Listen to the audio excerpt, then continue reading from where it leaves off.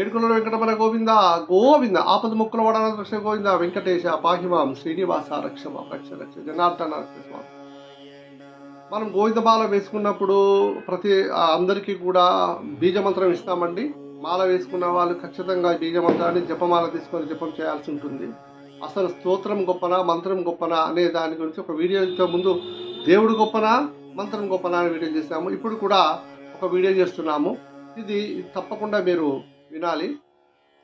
ప్రధాన ప్రశ్న ఏంటంటే ఈ రెండింటిలో ఏది శక్తివంతం, మంత్రమా లేక స్తోత్రమా? ఈ ప్రశ్న చాలా సాధారణంగా ఇచ్చిన దీని లోతు మాత్రం చాలా పెద్దది, అసాధారణం. ప్రతిరోజు మనం అందరం మంత్రాన్ని జపిస్తాం, స్తోత్రాన్ని పఠిస్తాము. ఇవి నిజంగా ఏ శక్తిని ఇస్తాయి? వీటిలో ఏది మన జీవితాన్ని మార్చగలదు? ఈరోజు మనము ఈ వీడియోలో ఆ రహస్యాన్ని మనం ఈరోజు తెలుసుకుందాం. ఇప్పుడు ఒక్కసారి ఈ రహస్యాన్ని గ్రహిస్తే మీ జీవితంలో మీరు ఎటువైపు వెళ్తున్నా, నిజమైన దిశకు వెళ్తాం లేదా అనేది మీరు ఖచ్చితంగా మీకు తెలుస్తుంది. మీరు చేసే మంత్రానికి ఈ స్తోత్రానికి ఎంత ఫలితం ఉంటుంది, ఏముంటుందని మనకి అర్థం అవ్వాలి కదా. మనం బ్లైండ్గా ధ్యానం చేస్తున్నాం, పూజ చేస్తున్నాం అంటాం కదా. అట్లా కాకుండా ఇప్పుడు మీకు ఏం జరుగుతుంది, మీరు చేయటం మీరు సరైన దిశలో వెళ్తున్నా లేదా, ఏది శక్తిమంది అని తెలుసుకోవాలంటే ముందుగా మంత్రం గురించి తెలుసుకోవాలి. మంత్రం అనేది ఒక సాధారణమైన పదం కాదు. ఈ మంత్రం అనే పదం మన్ ప్లస్ త్ర అనే రెండు పదాల కలయిక. మన్ అంటే మనసు, త్ర అంటే రక్షణ లేదా కాపాడటం. అంటే మంత్రం అనేది మనసును రక్షించే శబ్దం అని అర్థం. మంత్రం అనగానే శబ్ద తరంగాలలో శక్తి మనకు గుర్తుకు రావాలా. మన మంత్రాన్ని పలికిన ప్రతిసారి మన చుట్టూ ఒక వైబ్రేషన్, దాన్ని ఆరా అంటారు, మన థాట్స్ని క్రమబద్ధం చేస్తూ ఉంటుంది. ఉదాహరణకి గాయత్రి మంత్రం ఉంది. ఈ మంత్రం కేవలం ఒక ప్రార్థన కాదు, ఇది ఒక సూర్యుడి శక్తిని మన అంతర్ముఖంలో నిలిపి మేలుకొనిపే ఒక ఆధ్యాత్మిక శాస్త్రం అది. అదే మృత్యుంజయ మంత్రం ఉంది. ఈ మంత్రాన్ని జపిస్తే శరీరంలోని ఒత్తిడి తగ్గుతుంది, మనస్సులోని ధైర్యం పెరుగుతుంది. ఈ మంత్రం యొక్క ప్రత్యేకత ఏమిటంటే అది మన లోపలికి మన దృష్టిని మళ్లిస్తూ ఉంటుంది, మనస్సుని ఒకే దిశలో కేంద్రీకరిస్తుంది. అందుకే మంత్రాన్ని మనసు మీద నియంత్రణ కలిగించే తాళం చెవి అని అంటారు. ఇప్పుడు స్తోత్రాల గురించి తెలుసుకుందాం. స్తోత్రం అనే పదము స్తవ ప్లస్ స్తోత్ర అంటే రెండు పదాలకు అనుకూలంగా ఉండే కలయిక. స్తోత్రం అనేది భగవంతుని స్తుతించేది అని అర్థం. మంత్రం శక్తి అయితే స్తోత్రం భావము. స్తోత్రం అనేది మన కవిత్వమే కాదు, ఇది భక్తి పుష్పం, భగవంతుని మధ్యలో మహిమలో మనం వాడుకోవటం. విష్ణు సహస్రనామం ఉంది. ఇది చదివిన వారికి డివోషన్ మాత్రమే కాకుండా ఒక ఆత్మబలం కూడా వస్తుంది. అలాగే లలిత సహస్రనామం ఉంది. ఇది ప్రతి నామముతో మనలోని భక్తి జ్యోతిని వెలిగిస్తుంది. స్తోత్రం యొక్క ప్రత్యేకత ఏమిటంటే ఇది నేరుగా మన హృదయాన్ని తాకుతుంది. మంత్రం మన ఏకాగ్రతనిస్తే స్తోత్రం మన హృదయానికి సమర్పణని నేర్పుతుంది. ఇది కేవలం వ్యక్తిగత సాధన మాత్రమే కాదు, ఇది సమూహానికి సమాజానికి కూడా ఆ భక్తి తరంగాలను పంచుతుంది. అందుకే స్తోత్రం పఠించినప్పుడు మనం కేవలం మాటలు పలకటం కాదు, మన హృదయం మొత్తము ఆ భగవంతునికి సమర్పించడం అవుతుంది. అయితే ఇప్పుడు మన ఈ రెండింటి మధ్యలో తేడా ఏంటో చూద్దాం. మంత్రం అనేది శబ్దశక్తి, స్తోత్రం అనేది భావశక్తి. మంత్రం మనలోని శక్తిని మేల్కొల్పుతుంది, స్తోత్రం మనలోని భక్తిని జ్వలింపజేస్తుంది. మంత్రం యోగులు, తపస్సులు, ఏకాగ్రత కోసం జపించే సాధన. స్తోత్రం గృహస్థులు, భక్తులు భక్తి కోసం పఠించే సాధన. మంత్రం మన మనసుని మన లోపలికి తీసుకెళ్తుంది, స్తోత్రం మన హృదయాన్ని దైవంతో కలుపుతుంది. ఒక చిన్న ఉదాహరణ చూద్దాం మనం. ఒక యోగి అడవిలో ఓం నమ శివాయ అనే మంత్రాన్ని జపిస్తున్నాడు అనుకోండి. ఆ యోగి యొక్క లక్ష్యం ఏంటి? మనసుకి ఏకాగ్రత, ఆత్మ జాగృతి కోసం. అదే సమయంలో ఒక గృహస్థుడు తన ఇంట్లో ఒక శివానంద లహరిని పఠిస్తున్నాడు అనుకోండి. ఆ గృహస్థుడి యొక్క లక్ష్యం ఏమిటి? భక్తి, దైవానుబంధం. ఇక్కడ మనం గమనించాల్సింది ఏమిటంటే మంత్రం శక్తితో మనసుని కట్టిపడేస్తుంది, స్తోత్రం బలంతో భగవంతుని పట్టుకుంటుంది. మంత్రం వింటే మన లోపల ఉన్న శక్తి మేలుకుంటుంది, స్తోత్రం వింటే మన హృదయం అంతా ద్రవిస్తుంది. మంత్రం ఒక రహస్యమైన తలుపు యొక్క తాళం తెరిచినట్టుగా ఉంటుంది. మనం అంతరంగాన్ని మేలుకోండి. స్తోత్రం మాత్రం ఒక భక్తి గీతంలా మన మనసంతటా దైవ సాన్నిధ్యాన్ని నింపేస్తుంది.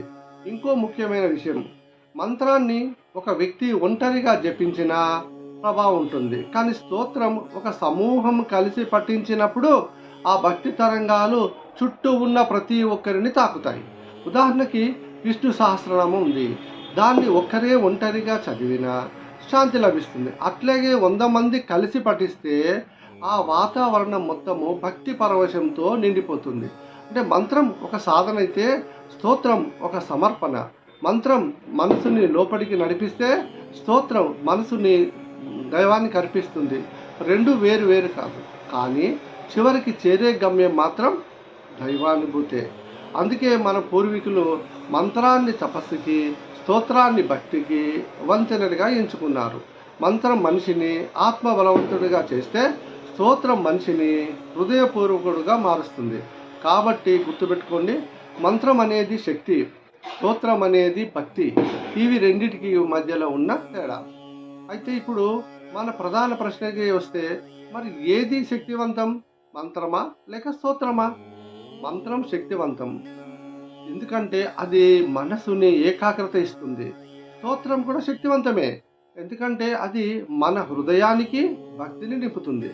కానీ ఒకటి కంటే ఒకటి గొప్పదనే చెప్పడం మాత్రం సరైనది కాదు, అసాధ్యం కూడా. ఒకసారి ఆలోచించండి, మంత్రం లేకపోతే మన శక్తి దిశ తప్పుతుంది, మనలోని బలం వృధాగా పోతుంది. అది స్తోత్రం లేకపోతే మన భక్తి లోతును కోల్పోతుంది. మన ఆరాధన కేవలం ఒక అలవాటుగా మాత్రమే మాత్రం కాదు, భగవంతుని సేవించడం.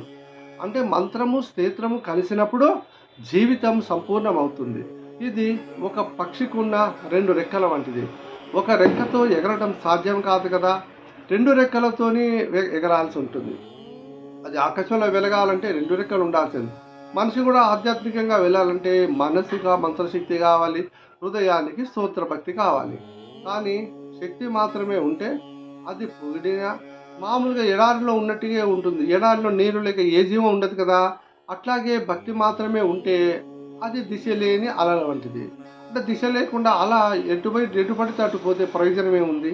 కానీ ఈ భక్తి, ఈ శక్తి రెండూ కలిసినప్పుడే అది గంగాజలంలాగా పవిత్రంగా మారుతుంది, మనసుని శాంతింపజేస్తుంది, హృదయాన్ని దైవంతో కలుపుతుంది, జీవితాన్ని సరైన దారిలో నడిపిస్తుంది. అందుకే రెండు విడివిడిగా కాకుండా ఒకదానికొకటి ముడిపెట్టుకొని ఉంటాయి. ఇవి రెండు కలిసి ఉంటే మంత్రం శక్తి, స్తోత్రం భక్తి, ఇవి రెండు కలిసినప్పుడే మనిషి నిజమైన దైవానుభూతి పొందగలుగుతాడు.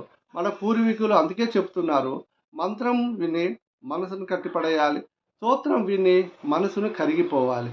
కట్టిపడే శక్తి, కరిగించే భక్తి, ఇవి రెండు కలిసినప్పుడే మనిషి జీవితము నిజమైన దారిలో ప్రయాణిస్తుందని అర్థం.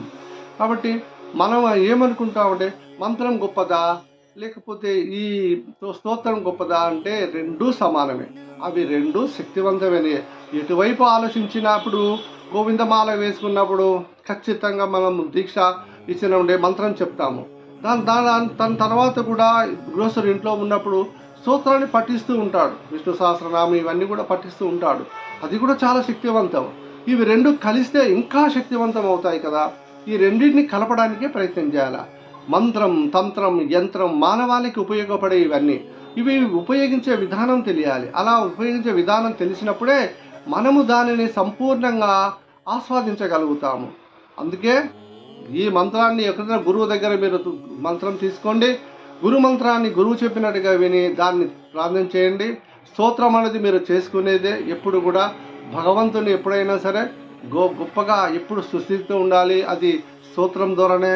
విష్ణు సహస్రనామం, లలిత సహస్రనామం, పంచాక్షరి ఇవన్నీ కూడా మనం చేస్తూ ఉంటాం కదా, అవన్నీ కూడా అది రెండు గొప్పయే. జై శ్రీమన్నారాయణ, జై జై శ్రీమన్నారాయణ.